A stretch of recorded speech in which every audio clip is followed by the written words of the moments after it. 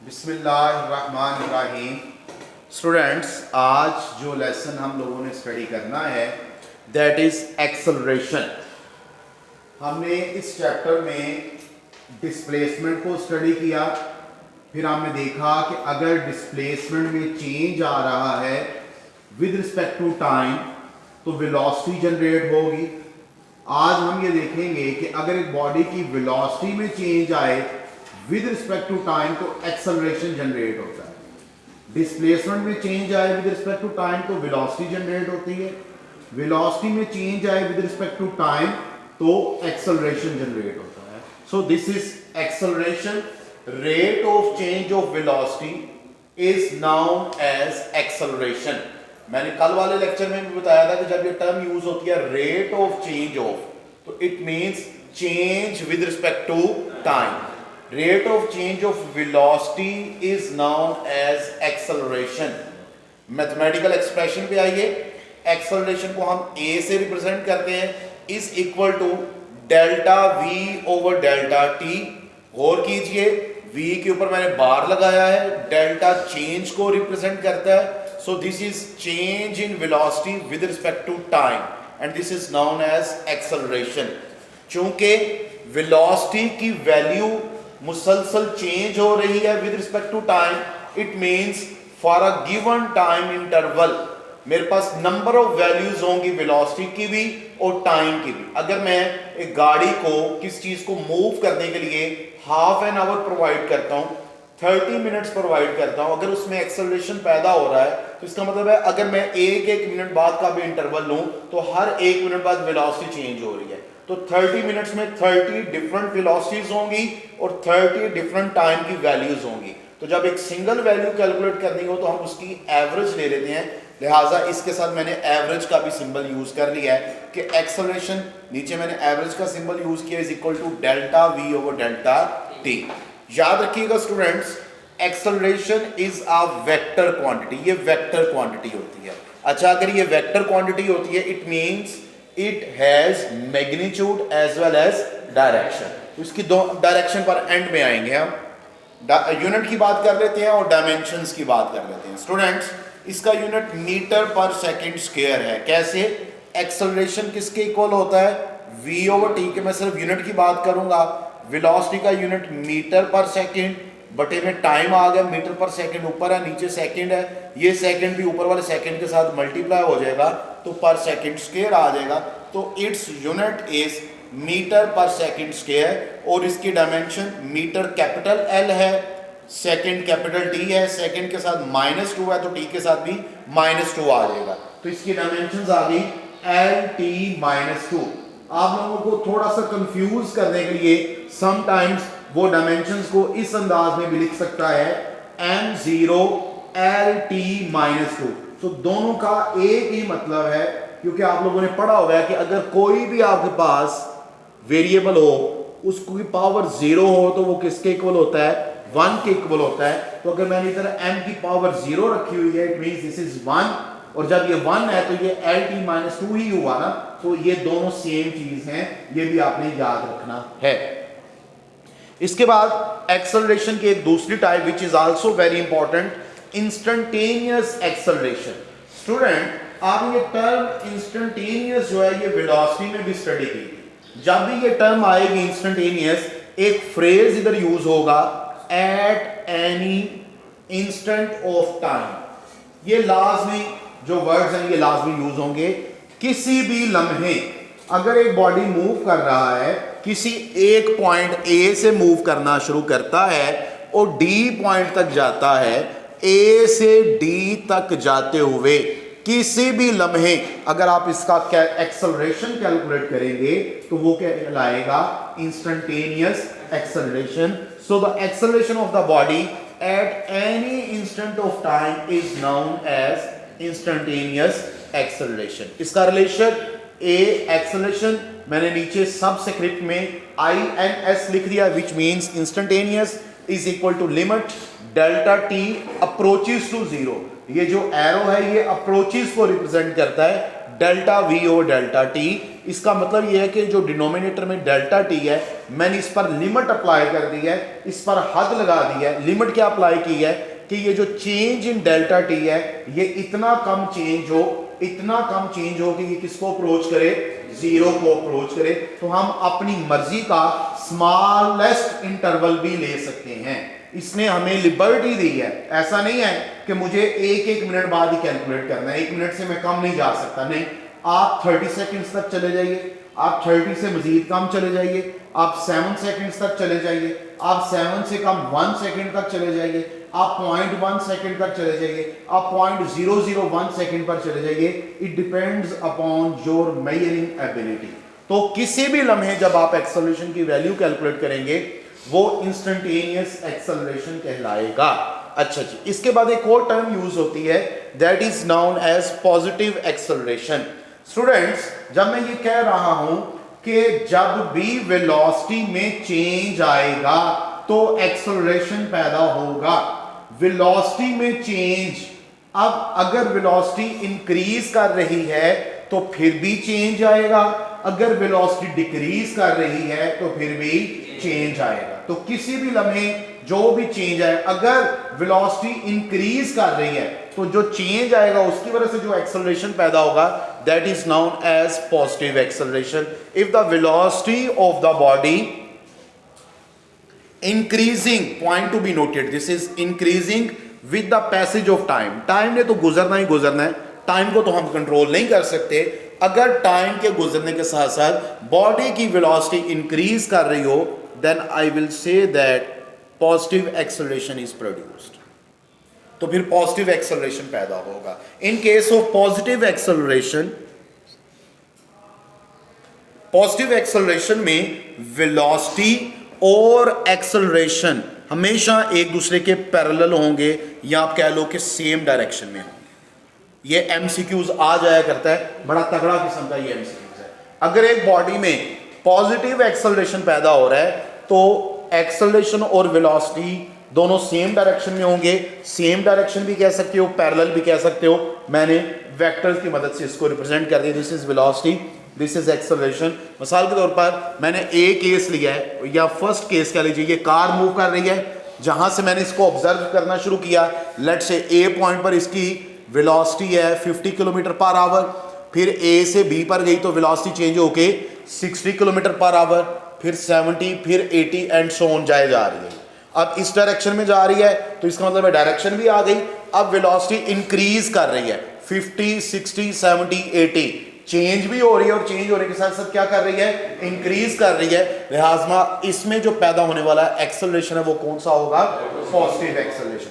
और अगर positive acceleration है तो वेलोसिटी की डायरेक्शन और एक्सेलरेशन की डायरेक्शन हमेशा क्या होंगी, सेम होंगी। ये शॉर्ट क्वेश्चन भी आ सकता है, एमसीक्यूज भी आ सकता है। शॉर्ट क्वेश्चन आ सकता है, define acceleration and in which case acceleration and velocity are parallel to each other. तो ये आपने याद रखना है। स्टूडेंट्स, अगर नेगेटिव एक्सेलरेशन पैदा हो जाए, नेगेटिव एक्सेलरेशन कब पैदा होगा, if the velocity of the body is decreasing with the passage of time. अगर वक्त के गुजरने के साथ साथ वेलोसिटी डिक्रीज करे then we say that negative acceleration is produced.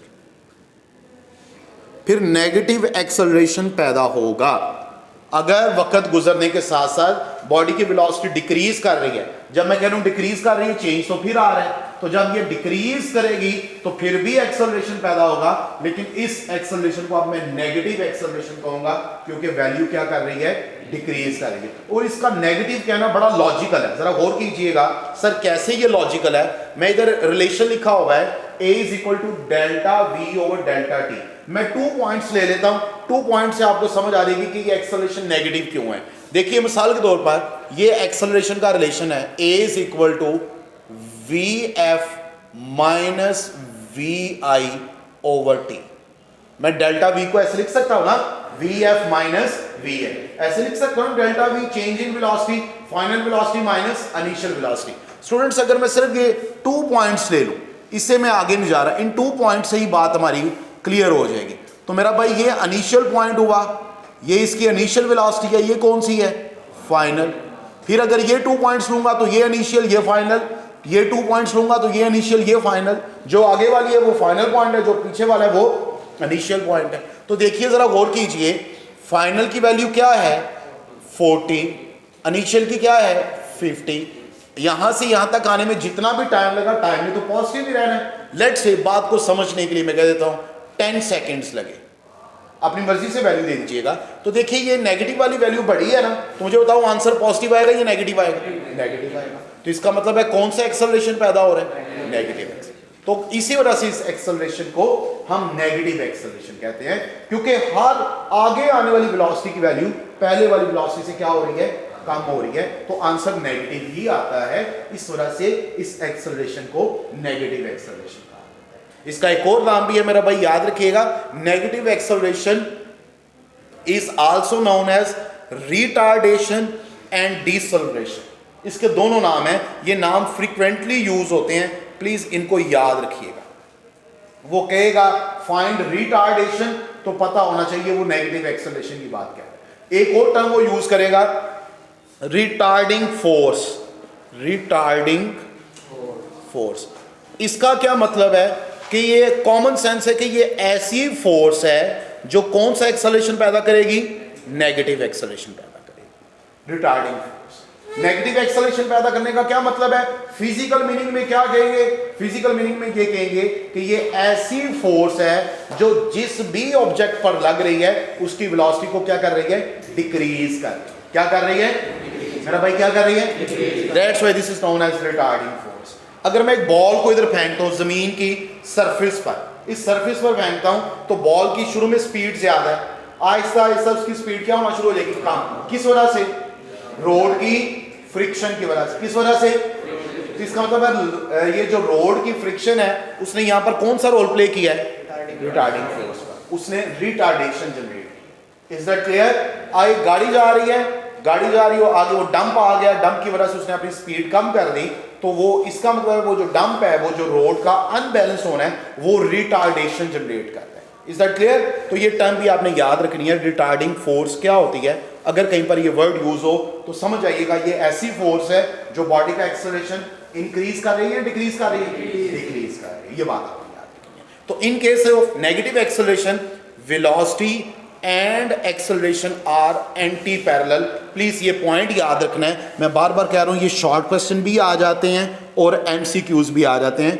Velocity and acceleration are anti parallel भी कह सकते हो, ऑपोजिट भी कह सकते हो। Is that clear? लीजिए दो केसेस मैंने डिस्कस कर लिए जिसमें वेलोसिटी एक्सेलरेशन पैरेलल होंगे, वेलोसिटी और एक्सेलरेशन एक दूसरे के एंटी पैरेलल होंगे या ऑपोजिट होंगे। तीसरा केस भी है कि फर्ज करें एक ऑब्जेक्ट सर्कल में मूव करता है, यह भी पॉसिबिलिटी है। कंप्लीट सर्कल ना भी हो, सेमी सर्कल हो सकता है, क्वार्टर सर्कल हो सकता है। मिसाल के तौर पर एक एग्जांपल देता हूं, एग्जांपल से बात की समझ आ जाएगी। फर्ज करें एक गाड़ी स्ट्रेट रोड पे ऐसे जा रही है, आगे उसने टर्न लेके दूसरे रोड पे जाना है ऐसे। तो ये जो टर्न है, मुझे बताइए ये जो टर्न है छोटा सा, क्या ये आपके पास उसका सर्कल का हिस्सा बना या नहीं बना? तो जब गाड़ी इधर मूव करेगी तो कुछ ना कुछ हिस्सा तो उसका मूव करेगा ना सर्कल में। तो जब एक बॉडी सर्कल में मूव कर रही होती है, स्टूडेंट्स जरा गौर कीजिए, मैंने ये सर्कल बना दिया है। अगर एक बॉडी सर्कल में मूव कर रही है, ये एक बॉडी है, कार कह लीजिए, बाइक कह लीजिए, बस कह लीजिए, मोटरसाइकिल कह लीजिए, जो मर्जी कह लीजिए। अगर एक बॉडी सर्कल में मूव कर रही है, लेट्स से सर्कल में मूव करते करते वो ए पॉइंट पर आई है, तो ए पॉइंट पर उसकी ये जो वेलोसिटी होगी वो सर्कल के टेंजेंट पे होगी। सर्कल के, अगर उसने यहां पर ऐसे टर्न लिया है, इस पॉइंट पर वेलोसिटी की ये डायरेक्शन होगी, ये इस पर्टिकुलर पॉइंट पर, और उसमें जो एक्सेलरेशन पैदा होगा वो सेंट्रीपिटल एक्सेलरेशन होगा, जिसको चैप्टर 5 में हमने जाकर डिटेल में पढ़ना है, और उसकी डायरेक्शन सर्कल के सेंटर की तरफ होगी। ये रोड है, इस पर्टिकुलर पॉइंट पर अगर एक ऑब्जेक्ट यहां पर मूव करते इधर आ गया, तो इस पॉइंट पर ये इसकी वेलोसिटी की डायरेक्शन है, और इसमें जो पैदा होने वाला एक्सेलरेशन है वो इस सर्कल के सेंटर की तरफ होगा। तो इस पर्टिकुलर केस में देखिए वेलोसिटी और एक्सेलरेशन एक दूसरे के क्या हो गए? परपेंडिकुलर हो गए। वेलोसिटी और एक्सेलरेशन एक दूसरे के क्या हो गए? परपेंडिकुलर हो गए। इसी तरह यहां पर भी वेलोसिटी और एक्सेलरेशन एक दूसरे के परपेंडिकुलर है। ये बॉडी मूव करके लेट से इधर आ जाता है, तो ये भी आपके पास वेलोसिटी, और यहां पर फिर से ये एक्सेलरेशन। तो मेरा भाई बताइए एंगल कितना बन गया?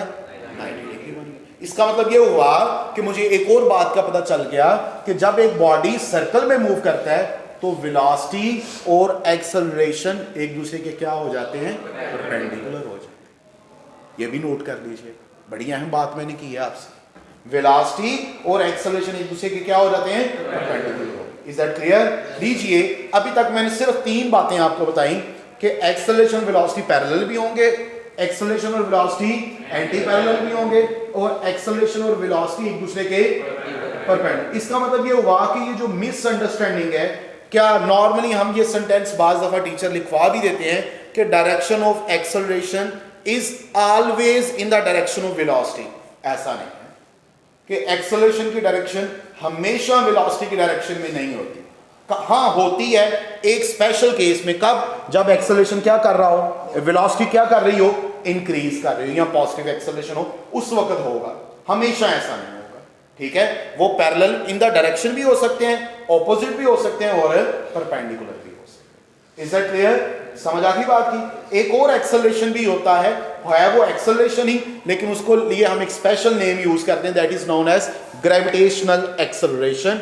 उसको हम स्मॉल जी से रिप्रेजेंट करते हैं। This is gravitational acceleration.